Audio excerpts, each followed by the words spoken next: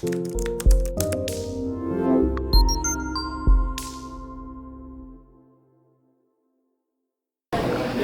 suis joyeux de la confiance que le ministre a placée à notre modeste personne pour conduire cette institution.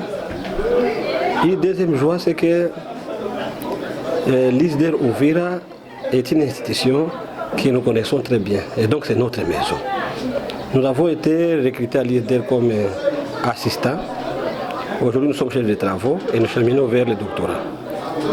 Mais aussi nous avons occupé diverses responsabilités à l'ISDER. Dans le premier comité de gestion, nous avons occupé le poste de secrétaire général administratif et financier. Puis nous avons respectivement été chargés de recherche et chargés de l'assurance qualité. Voilà, donc ma joie c'est de dire que je suis là pour apporter ma modeste contribution pour faire de l'ISDER une véritable institution de développement de notre entité administrative. Ça signifie ville d'Uvira, territoire d'Uvira, notre province Sud Kivu, notre République démocratique du Congo et pourquoi pas rayonner sur le plan international. Effectivement, l'ISDER, sur le plan des points positifs, c'est une institution qui se démarque par la qualité de l'enseignement. La qualité de l'enseignement, c'est vraiment des mises. Et nous avons du personnel engagé pour assurer les 3 missions d'un établissement d'enseignement supérieur, notamment la formation, la recherche et les services à la société.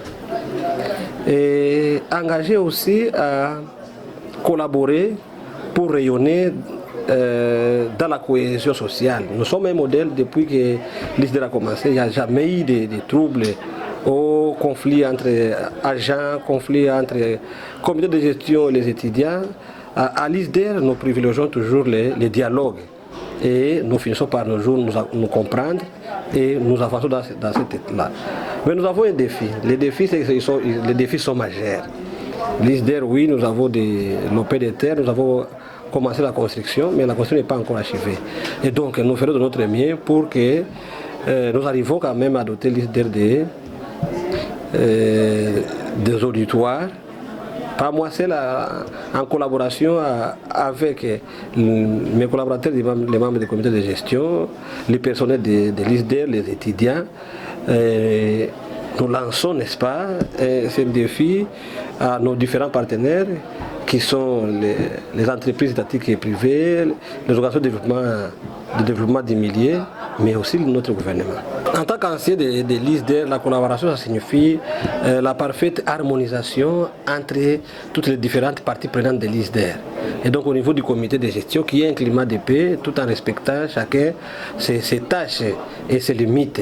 N'est-ce pas parler même langage, voir si dans une même façon, et arriver de fait de l'ISDER, comme je le disais depuis le début, un établissement de référence sur le plan de développement, sur le plan local, sur le plan régional et sur le plan international. Ils sont les bienvenus et ils n'ont pas loupé. Ils ont choisi la bonne institution.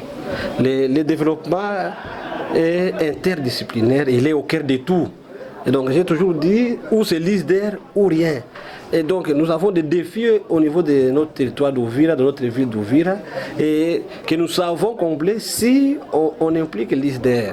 Et donc ces étudiants-là qui viennent à l'ISDER, et il ne faut pas être déçus, ils vont avoir une bonne formation, une formation qui leur permet à la fois d'être compétitifs sur le plan professionnel et de ne pas être dépendants, n'est-ce pas? Parce que la formation c'est de l'ISDER, l'approche c'est l'entrepreneuriat. Et donc on voudrait que ces gens-là qui finissent à l'ISDER deviennent des créateurs d'emplois. Et donc ces étudiants-là, ils ont de la chance parce qu'ils vont être doublement compétents. En premier lieu, ils vont être compétitifs sur le plan professionnel. Et en deuxième lieu, ils peuvent être entrepreneurs et créateurs d'emplois.